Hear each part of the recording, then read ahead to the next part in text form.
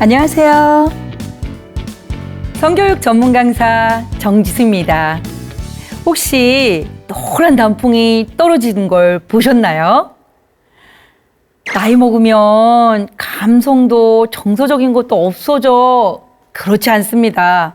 살아온 경험이 쌓이듯 은행나무에 단풍이 쌓이듯 우리의 마음도 감성도 더 풍부해지는 것 같습니다. 오늘의 첫 번째 사연은요. 사랑은 아름다운 시를 남기고 조금 낭만 있어 보이지 않습니까? 서울의 오래된 골목 낡은 벽돌집에 사는 78세 어르신 이정우 할아버지의 일상은 향기로운 커피를 한 잔 마시며 시작됩니다. 이정우 할아버지는 은퇴한 국어 교사로 아내와 사별한 지는 대략 12년 되셨다고 합니다. 자식들은 두 딸 모두 잘 성장해서 각자의 가정 안에서 축복받으며 아이들과 남편과 잘 살고 있다고 합니다. 또한 이정우 할아버지는 자녀들의 부담을 적게 하기 위해서 척척 박사가 되어 딸들의 손이 필요하지 않을 만큼 모든 것을 혼자서 알아서 처리하며 조용히 그러면서 행복하게 살아가며 옛 시절에 이루지 못한 작가의 꿈을 이루고 싶어서 평생 노력하고 또 그 후회스러움을 지금은 후회하지 않기 위해서 실행하고 있다고 합니다. 아침 같은 시간에 일어나면 카페에 앉아서 책을 읽기도 하고요. 책상에 앉아 자녀들이 사다 준 노트북에 글을 쓰며 감사한 날들을 보내고 있다고 합니다. 요즘에 아침에 정말 식전부터 문 여는 카페가 있죠. 저도 거기를 되게 사랑하는데요. 정말 지긋하게 나이 드신 멋쟁이 할아버지하고 할머니가 텀블러에 커피를 넣고 앉으셔서 도란도란 얘기를 하다가 시집 한 권씩을 꺼내서 읽는 걸 봤습니다. 아, 너무 아름답다. 살짝 사진을 찍고 싶었어요. 초상화 문제가 되지 않으면. 그만큼 너무 멋지더라고요.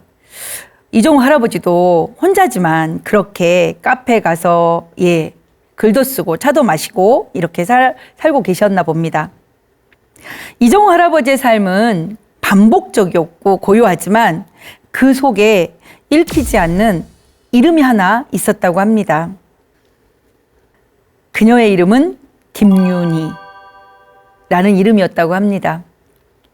할아버지는 첫사랑 그녀와의 사랑을 영원히 잊지 못한 채 가슴 속에 항상 담고 있었는데 먼저 간 할머니에게는 늘 미안한 마음을 작은 상자 하나 같은 그 마음으로 살아오셨다고 합니다.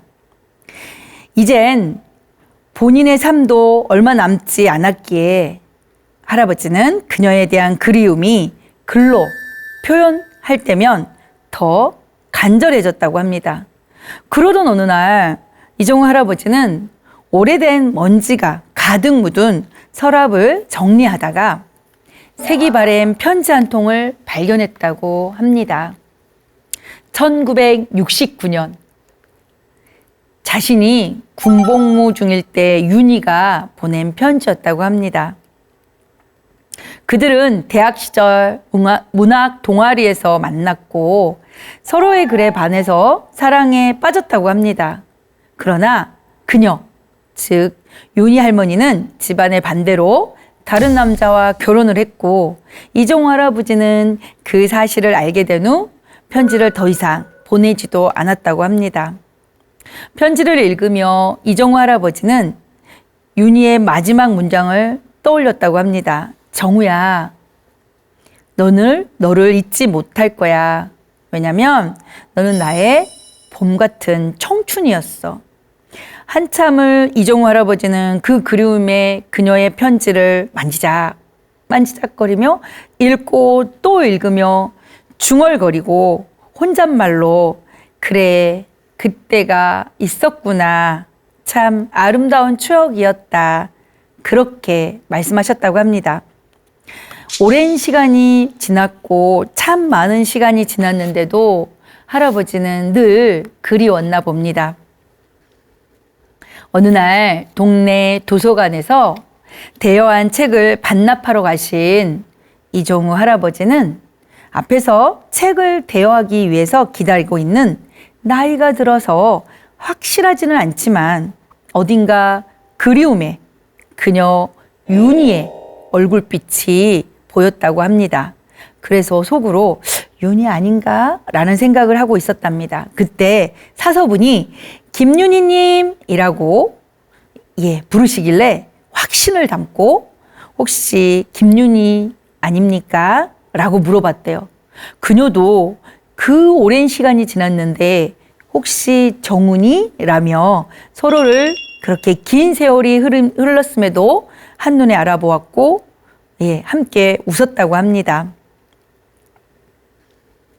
그 20대 만났던 그 청춘의 첫사랑들이 흰머리가 되어서 만났을 때 얼마나 반가웠으며 한눈에 알아봤을까요?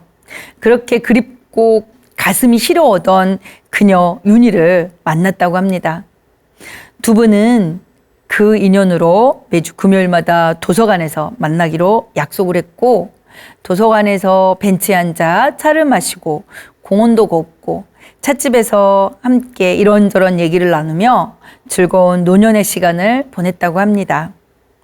특히 가을 낙엽지는 벤치에 앉아서 도란도란 살아온 얘기들을 나누기를 반복하며 행복감이랄까? 아, 이런 거구나 라는 감정에서 두 분 모두 기뻤다고 합니다. 그러다가 이종우 할아버지가 윤희야, 나는 당신을 잊은 적이 없었던 것 같아.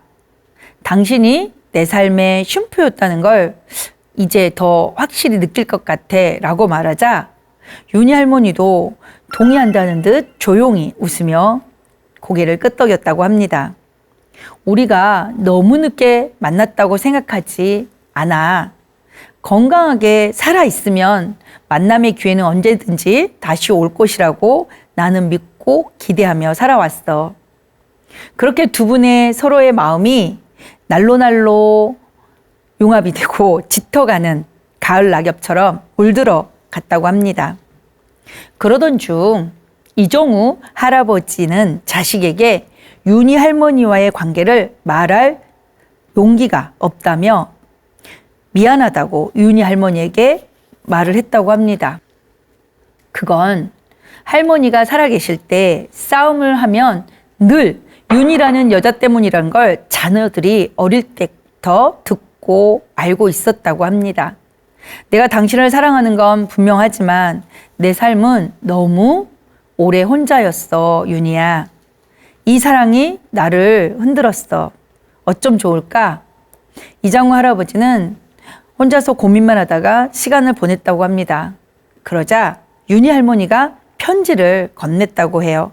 그 편지에는 내 20대 정우야, 사랑은 흔들리는 거야. 흔들리면서 우리는 살아있다는 걸 느끼고 지금껏 버텼어. 한참을 창밖을 바라보며 이종우 할아버지는 지금의 이 순간도 감사하다고 느끼며 나름의 마음을 컨트롤을 하였다고 합니다. 결국 이장우 할아버지는 용기를 냈고 할머니에게 두 딸의 소개를 했다고 합니다.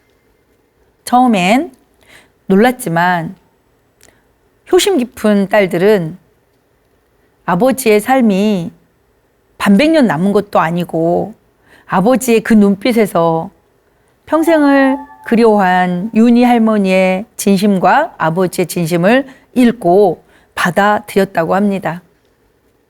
이종우 할아버지와 윤희 할머니는 결혼은 하지 않았지만 서로의 집을 오가기도 하고 그리고 그들은 매일 아침 혼자 했던 차를 함께 마시며 시를 읽고 고운을 거닐며 손을 잡으며 온기를 느끼고 혼자가 아닌 둘이라는 서로의 마음을 느꼈다고 합니다. 그렇게 지난 날들의 추억이 아름답게 물들어갈 때 윤희 할머니가 오래전부터 안 좋았던 위가 탈이 났다고 합니다. 위궤양, 위염, 모든 것들이 스트레스였죠. 그 정도로 알고 있었던 건강은 악화가 되어서 위암, 말기 진단을 받게 되었고, 둘이는 아무 말 없이 당연히 세월이 흐르며 몸이 안 좋아지고 노화가 오기 때문에 알고 있음에도 불구하고 너무 아팠다고 해요. 단맛, 꿀맛을 잠시, 아주 잠시 눈 깜빡하고 느꼈을 뿐인데 그것이 끝이라는 생각에 서로를 슬프게 만들었다고 합니다. 정우 할아버지와 윤희 할머니는 병상일기를 쓰시면서 시를 함께 썼다고 합니다. 특별한 거는 아니었지만 일상이 병상이고 그 일상을 추억의 시로 만들었죠.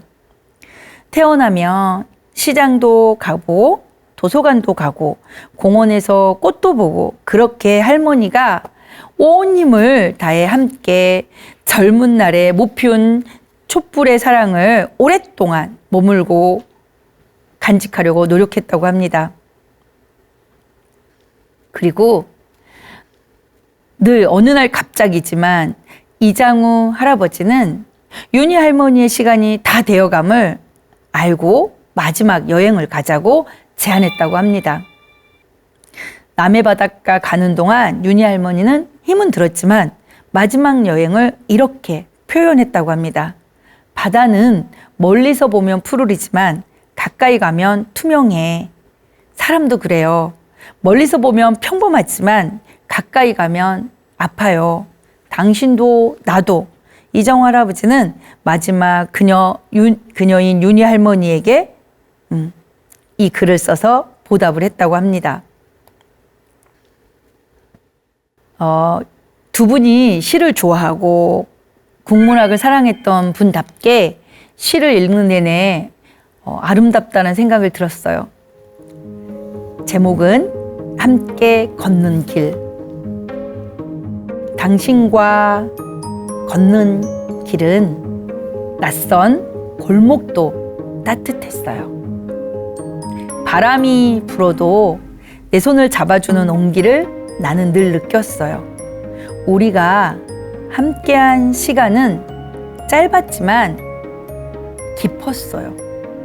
그 깊이 속에서 나는 다시 살아났어요. 어떠세요? 제가 지난번에 어떤 어르신이 강의가 끝났는데 강사 차 한 잔 마실까라고 저에게 차를 한 잔 사주시는데 제가 이제 스케줄이 바쁘면 그냥 가는데 그날따라 그분과 대화를 하고 싶었어요. 그랬더니 이렇게 얘기를 하시더라고요. 강의를 듣고 집에 가서 조용히 앉아 있으면 자신이 초라할 때가 있대요. 왜요? 남들이 다 이런 걸 하나도 해놓은 게 없대요. 그래서 제가 무엇이 하고 싶으셨어요? 라고 물었더니 이 어르신은 어릴 적부터 책이 읽고 싶었는데 집에 책이 없고 학교에 월사금이 없어서 겨우겨우 다녔고 그래서 이런 영향을 못 받았대요. 책은 없었지만 또 구해 읽어서 책을 읽으면 그렇게 본인 스스로가 낭독을 하는 그 구절구절들이 너무 친구들도 좋아하고 멋진 글들이었대요. 그래서 나는 국문학 소년이 될 거야. 야, 나는 꼭 내 인생에 글도 쓰고 잘 살 거야. 하지만 삶이 그렇게 다 평탄하진 않잖아요. 그런데 정작 환경이 너무 좋아져서 손만 뻗으면 도서관에 책이 있고 손만 뻗으면 가져올 수 있는 이 수많은 책들을 눈이 안 좋아서, 눈이 아파서 못 본다는 거예요. 그래서 제가 어르신 그러면 이 강의를 들었을 때는 기쁜데 집에 가면 초라한 건 뭔가를 갈망하고 있는 것 같은데 한번 글을 써보시는 게 어때요? 라고 했어요. 글도 A4 용지 아니면 스케치북 사서 크게 쓰세요. 매직으로 쓰세요. 눈이 안 보인다고 해서 깨알만큼 쓰면 재미가 없거든요. 그래서 스케치북에다가 매일같이 오늘은 낙엽이 떨어졌네. 내 마음과 같네. 떨어진 낙엽은 누가 밟지만 그 밟음 속에 내년을 기약하네. 어때요? 그랬더니 어르신이 너무 좋다고 실행을 해보겠다고 말씀을 하시더라고요. 그 다음에는 제가 그곳에 다시 강의를 가지 않았지만 그렇듯 이런 시의 글 그리고 어떤 문법적이고 체계화가 되지 않았지만 지금의 나를 위한 내 인생의 경험의 단어들을 나열해서 나의 삶과 함께 거울에 비춰보면 아마도 이런 멋진 글들이 나오지 않을까 생각을 합니다. 윤희 할머니는 여행 후 그렇게 조용히 세상을 떠났다고 합니다. 그녀의 마지막 눈빛은 고마웠어 정우야, 감사했어 정우야, 또 만날 수 있었으면 좋겠어 정우야, 그렇게 읽었다고 합니다. 이장우 할아버지는 얘기했습니다. 살면서 어긋났다고 생각되는 인연의 사랑이 다시 찾아오는 기회는 그렇게 많지 않습니다. 저는 1,000원을 얻었습니다. 저는 억만금을 얻었습니다. 왜냐하면 그 시린 아픈 그 가슴에 담아두었던 윤희와의 짧은 시간의 긴 여정은 나에게 영원히 가슴속의 로망입니다. 사랑이고 추억입니다. 라고 얘기를 하시더라고요.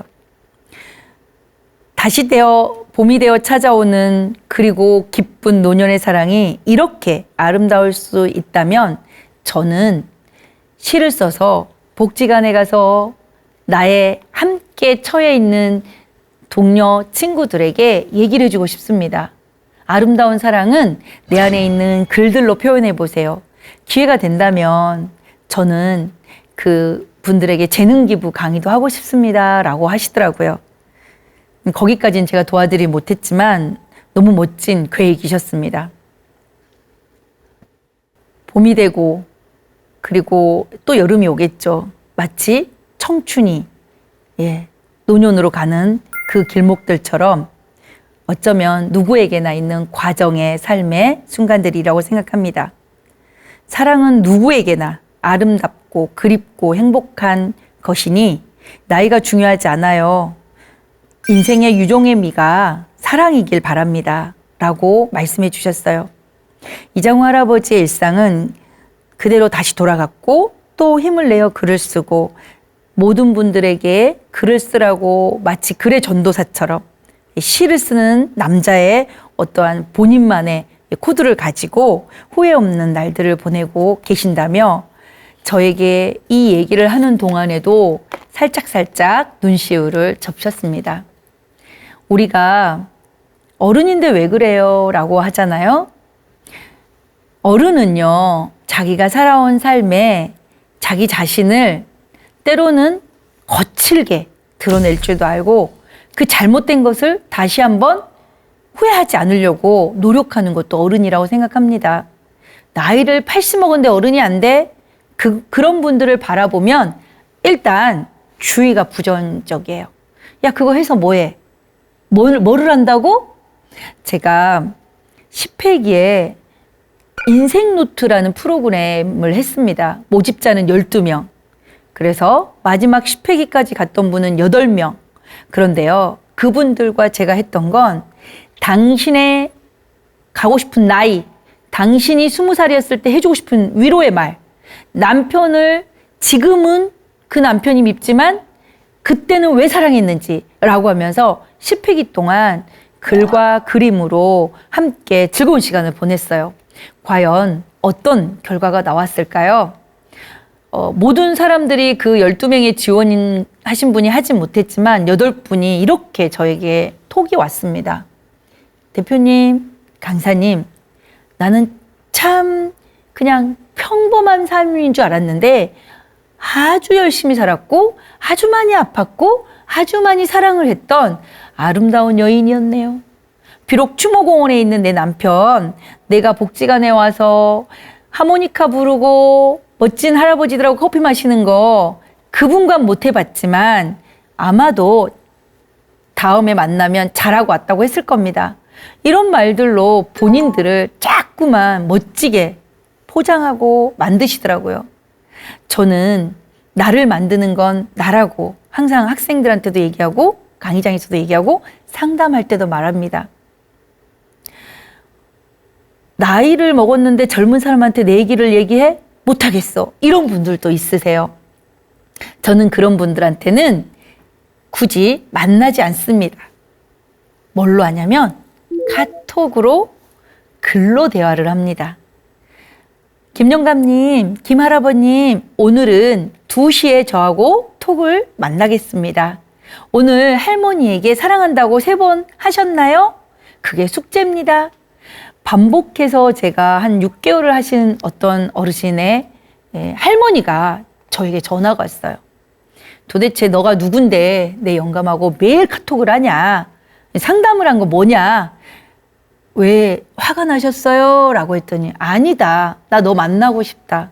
너 덕에 우리 같이 사는 사람이 때로는 A4 용지에다가 꽃도 하나 그려주고 시도 써주고 미안하단 말도 해주고 평생 끓인 청국장이 맛있다라고 하더라. 그래서 너무 고맙다라고 하더라고요. 오늘의 첫 번째 사연은 사랑은 아름다운 시를 남기고 였던 사례였습니다. 다음 사례를 보도록 하겠습니다. 묵혀둔 외도의 상처. 예, 제목을 보니까 궁금해지시죠? 두 번째 사례 보도록 하겠습니다. 충남의 작은 시골 마을 논두렁 사이로 노란 꽃들이 만발하던 그 동네의 마을 어귀에는 박 할아버지 81세 그리고 할머니 78세의 두 분이 사시는 집이 있었습니다. 두 분은 노년의 삶을 그곳에서 잘 보내고 있었습니다. 기와집 사이로 이끼가 돌고 마당에는 아직도 옛날 풍로가 놓여 있었습니다. 그곳에서 두 분은 평생을 마무리하며 살자고 약속했습니다. 할아버지는 농사를 지으면서도 항상 성실하셨습니다. 비가 오나 눈이 오나 새벽 5시면 일어나 논으로 나가 호미를 들고 흙을 만지는 게 일상이었습니다. 할머니는 된장국을 끓는 냄새로 하루를 열었지요. 묵묵히 밭일을 하고 논일을 하고 돌아온 남편에게 밥을 내주고 국을 내주며 오늘도 수고했어요 한마디 건네는 게 두 분의 사랑이었습니다. 그렇게 55년을 살아온 두 분은 마을에서도 정 많은 부부, 서로를 아끼는 멋진 부부로 통했습니다. 겉으로 보기엔 참 모범적인 평생을 잘 살아온 부모이자 부부로 보였습니다. 하지만 그 평온한 일상 속에는 말하지 못한 감정의 그늘이 조용히 자라고 있었습니다. 어느 날 그 시절의 그림자 두 분의 삶에 어둡게 내비쳐지는 것이 있는 남자는 원래 그래, 여자가 참아야지. 그런 시대의 할머니가 결혼을 했던 거죠. 1960년대엔 그런 말이 삶의 규칙이고 유교 사상에 따라붙었습니다. 특히 지방에서는 더 많았던 것 같습니다. 그 시대의 여자들은 속상해도 억울해도 그냥 입을 다물었고 그냥 살았습니다. 자식 하나 낳고 참고 자식 하나 낳고 참고 할머니는 그랬던 것 같습니다. 살림하며 아이 낳고 키우며 그저 그런 아내로 살아가는 게 당연한 줄 알았습니다. 하지만 그 마음 깊은 곳에는 늘 싸늘하고 외롭고 서운함이 한 자리를 잡고 있었습니다. 어떤 사연일까요? 궁금해지네요. 할아버지는 무뚝뚝했고 고맙다는 말보다는 사랑한다는 말보다는 그저 국이 짜다, 논에 물 좀 봐라 하는 말들 뿐이었어요. 할머니는 그게 그럴 때마다 아유 우리 영감 저래도 저게 사랑이야 라고 하면서 예 알았어요 예 했다고 해요. 그게 사랑이라고 믿었던 부모 세대였죠. 그렇게 할머니는 세상 물정 하나 모르면서 우리 영감과 나는 그저 성실하게 살았네 라고 사람들에게 얘기를 했다고 해요. 또한 잘 견뎌온 우리 부부가 너무 멋지다라고 했대요. 어떤 일이 있기 전에 그 외롭고 상처받았던 그 일이 있기 전까지만 해도요. 할아버지가 마을 이장을 하던 40대 중반 무렵 동네에 새로운 미용실이 생겼다고 합니다. 주인 홍 여사장님은 도시에서 돌싱이 되어서 내려오셨다고 해요. 단정하고 향기 나는 여자였죠. 그녀는 항상 웃으며 사람을 맞이했고 할아버지는 이상하게 그 웃음이 오래 남았다고 합니다. 그 관계는 몇 달간 이어졌습니다. 마을에서는 눈치채지 못했지만 할머니는 촉도 있고 부부간에 정을 나눈 사람들은 그게 빠르죠. 눈을 속일 수가 없었다고 합니다. 할아버지의 빛나는 눈동자를 보면서 할머니는 암시를 했죠. 그날 밤 할머니는 빨래를 걷다 말고 창밖을 바라보다가 남편의 뒷모습에서 낯선 냄새를 느꼈다고 합니다. 향수 냄새, 분 냄새 이런 거죠. 그녀는 가슴이 철렁했지만 묵지 않았다고 해요. 묻는다고 달라질 게 없다는 걸 알았으니까요. 그날 이후 할머니는 밤마다 등을 돌리고 잠들었다고 합니다.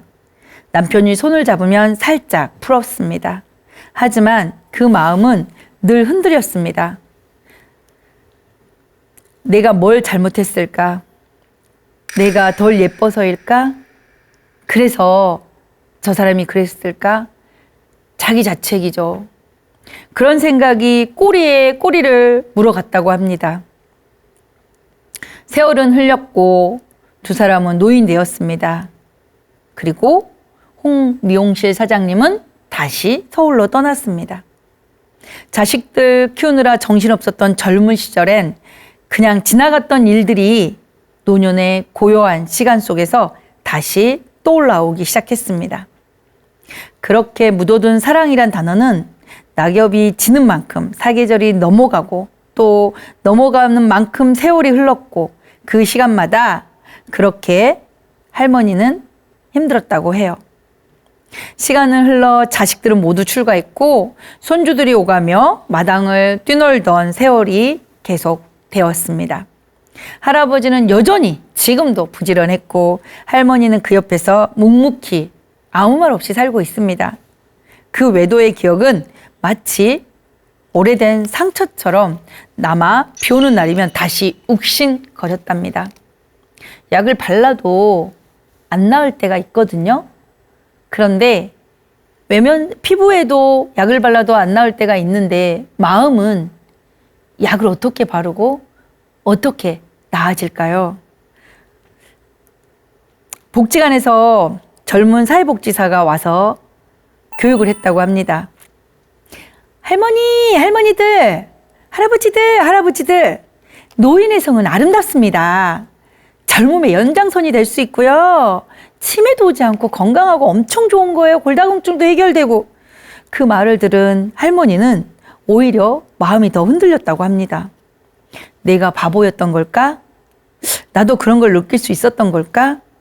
분노와 서운함도 뒤섞여서 나이가 먹어가니 더 깊어졌다고 합니다. 70대가 넘어가면서 두 사람은 더 이상 성적인 접촉은 없었고 따뜻한 손은 잡았지만 할머니의 마음은 받을 용기가 없었습니다. 할머니는 그 시절의 상처가 여전히 몸에, 마음에, 머리에, 생각에 남아 있었던 거죠. 그리고 그날 밤 할머니는 조용히 입을 열었답니다. 나는 그때 여자로서 버려졌다고 느껴졌어요. 영감, 그게 아직도 아파요. 좀 침묵이 흐를 것 같아요. 그쵸? 할아버지는 어떨까요? 할아버지는 아무 말도 하지 못했습니다. 손이 덜덜 떨렸습니다. 그리고 천천히 뜨거운 눈물을 흘렸습니다. 복순아, 미안하다. 그 일 평생 나를 따라다녔다. 그땐 내가 어리석었어. 정말 미안하다. 평생 처음이었습니다. 할아버지가 울며 사과한 건 사과하는 건 처음이었고 그 순간 할머니의 마음도 흔들렸습니다. 며칠간 침묵 끝에 할머니는 다시 조용히 말했다고 합니다. 나는 당신을 미워했어요. 하지만 당신이 내 곁에 있었기에 그 미움을 사랑이라 믿고 살았어요. 이제야 내 마음이 조금은 풀린 것 같아요. 그날 이후 두 사람은 다시 손을 잡고 잠들기 시작했습니다. 더 이상 육체적인 관계는 없었지만 그 손끝에서 지난 세월의 미안함과 서로의 따뜻한 연민을 느끼며 담았다고 합니다. 할머니는 할아버지의 등을 쓰다듬으며 속삭였다고 합니다. 당신은 내 남편이에요. 당신은 나에게 최고예요. 당신밖에 없어요. 그리고 나는 당신의 변하지 않는 아내입니다. 할아버지는 얼마나 고마웠을까요? 뜨거운 눈물이 멈추지 않았겠죠. 복순아, 마지막까지 내 곁에 있어줘서 고맙고 우리들이 살면서 사랑의 마지막 모습을 떠올려 보았다. 네가 먼저 얘기하기 전에 내가 했어야 하는데 미안하다. 부부라는 동행자는요, 사랑은 젊음의 전유물이 아닙니다. 늙은 몸에도 주름진 손끝에도 사랑은 여전히 피어납니다. 특히 노인의 성의 육체적인 교감이 아니라 서로의 존재를 확인하는 거죠. 지금도 함께 있음에 감사하는 마음의 대화인 겁니다. 언어에는 비언어라는 게 있습니다. 소리를 내는 언어와 소리를 내지 않는 비언어. 젊은 친구들은 눈빛, 표정, 뜨거운 열정 이런 걸로 사랑을 하죠. 하지만 어느 순간이 되면 목소리를 내지 않는 상대에게 원망을 할 때가 있습니다.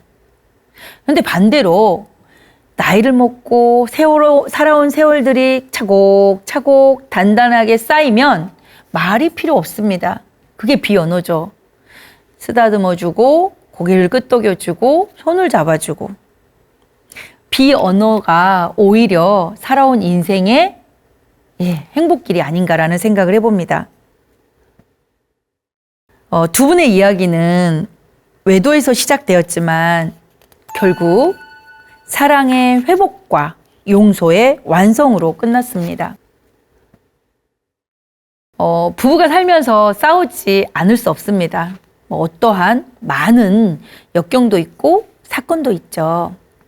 그런데 젊어서 아니면 지금이라도 상대에게 미안함을 얘기하는 부부가 양쪽 중에 한 명이 먼저 용기를 내면 두 사람은 금방 화해를 하거나 금방 눈 녹듯이 감정이 편안해진다고 합니다.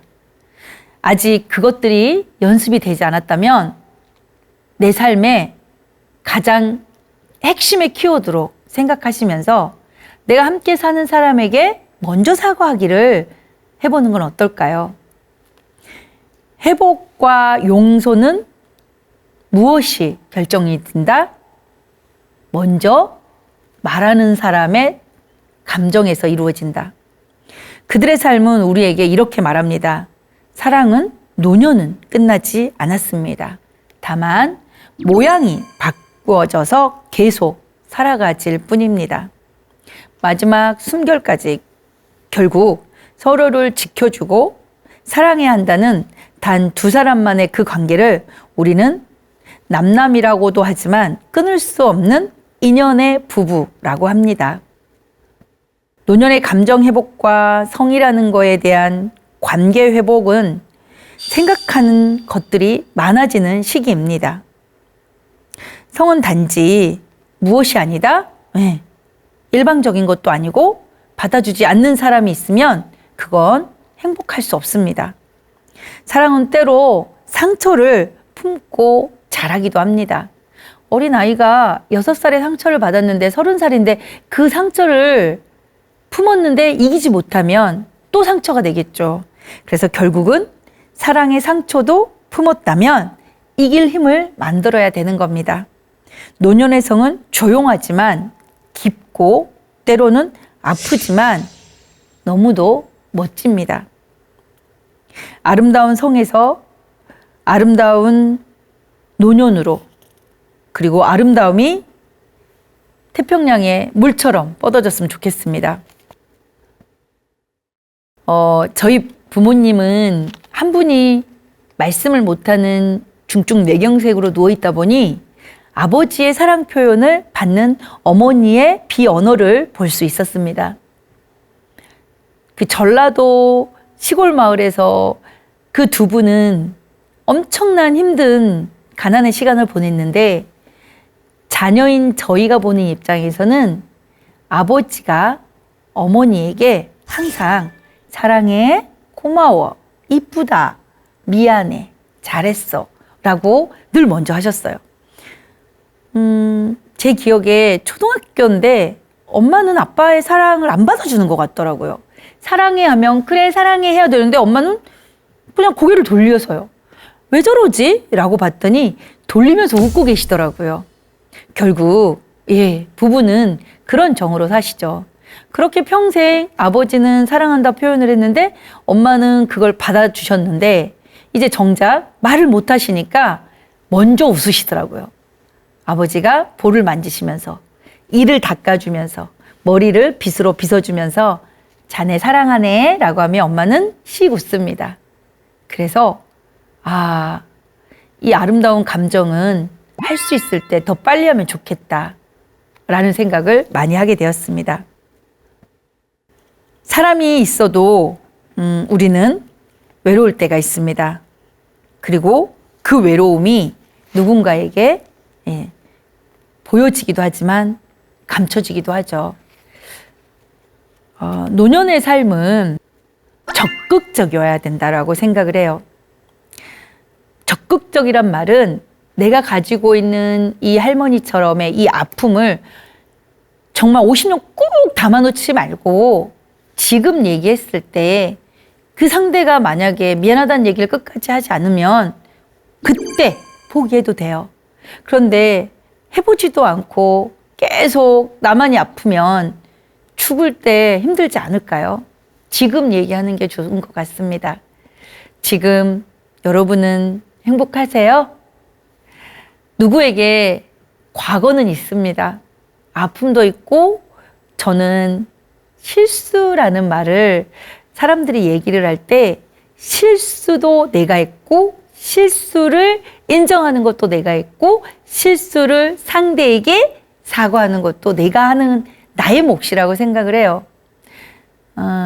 시골 마을에서 보면 막 이렇게 엄마 아빠 싸우실 때 막 그릇 던지고 막 싸우는데 호기심이 많았던 저는 대문들이 없었잖아요. 그러면 우리 옆집에 싸우실 때 목소리가 커서 이렇게 들어보면 누구 다방 어쩌고 어디 밥집 어떻고 그 애팼네 이렇게 얘기를 하실 때가 있어요. 그래서 어른이 되면 저렇게 싸우는갑다 라는 생각을 했어요. 그런데 두 집이 똑같은 상황에 싸워도요, 먼저 사과를 했고 앞에 얘기했던 것처럼 한 분이 자기에 대한 실수를 인정하고 보듬어 가면 끝까지 함께 웃더라고요. 그런데 만약에 이 다른 쪽에서 끝까지 외면을 해버리고 그거는 누구나 그런 거야, 이제 와서 라고 한다면 상처는 죽을 때까지 해결되지 않은 것 같아요. 제가 지금 공부를 하고 있어요. 상담 쪽으로 박사 공부를 하는데 어떤 분이 이제 본인의 부모님 얘기를 하면서 울게 됐는데 항원 이혼을 하시겠다는 부모님 앞에 자녀 3명이 놀란 거죠. 근데 그 이유가 뭐였냐면 이 아버지가 평생 외도를 하고 평생 한량처럼 사신 거예요. 이 엄마는 평생 일만 해서 자식들을 공부를 시켜서 대기업에 다 보내고 너무 잘 키우신 거죠. 근데 엄마가 이제 80쯤 되니까 70 중반 넘어서 너무 억울하시더래요. 내가 이렇게 살아온 게 너무 억울하고 저 사람은 할 거 다 하고 사과도 안 했는데 나 이혼하고 싶다 라고 하니 딸들은 엄마에게 그럼 도와주겠다라고 했대요. 근데 반대로 아드님이 이렇게 얘기를 했대요. 창피하다. 내 아버지를 엄마가 마지막에 이렇게 해버리면 어떻게 하냐. 그렇게 실갱이를 1년 동안 오딱오딱 하는 동안에 두 분이 한 분이 갑자기 암이 걸리셨는데 돌아가시고 3개월 뒤에 엄마가 또 암이 걸려서 돌아가신 거예요. 그래 정리가 되지 않은 상태에서 돌아가신 거예요. 그러니 남은 자식은 아무것도 해주지 못했잖아요. 엄마는 남편의 그 젊은 청춘의 삶의 아픔, 아빠는 미안하지만 표현하지 못한 거, 이게 그냥 묻어진 거예요. 근데 그거를 해결하지 못한 그 50이 넘은 자녀가 울면서 너무 아파하더라고요. 그래서 저는 이게 또 하나의 상처를 낳고 가는구나. 그래서 우리 혹시나 내가 상처가 있거나 혹시나 내가 사과를 받아야 될 것 같으면 편지도 좋고 분위기 있는 데서 식사하는 것도 좋고 공원을 걸어도 좋고 따뜻한 날 벤치에 앉아서 커피를 마셔도 좋으니 끄집어내는 게 두렵다면 작은 것부터 이래서 서운했어. 여기서 말을 예쁘게 하셔야 돼요. 그랬어. 공격이 아닌 내가 당신에게 뭔가를 얘기하고 싶어요 라고 하는 어투로 얘기하시면 좋을 것 같아요. 그때 당신이 집에 안 들어오고 나는 아이들이 아팠고 당신이 밤에 무엇을 했는지 모르겠지만 난 그걸 묻고 50년을 살았고 30년을 살았는데 지금은 그거에 대한 사과를 좀 받고 싶어요. 미안하죠? 90%의 어르신들이 할아버지들이 그걸 왜 얘기해? 그냥 가면 되지. 이렇게 얘기할 때 있어요. 그렇지 않습니다. 그건 내 자식에게 상처 하나를 더 던지고 간 거예요. 내 인생에 있어 내 삶은 클리어, 깨끗하게 주고 받고 느끼고 고맙고 안고 미안하고 그렇게 하셔야 된다라는 생각을 합니다. 오늘 두 사례를 보면서 우린 또 한 번 나를 돌아보셨죠? 역시 오늘도 나는 몸과 마음이 건강한 사람이야. 그러니까 나의 유능감, 효능감을 높이는 하루가 되셨으면 좋겠습니다. 감사합니다.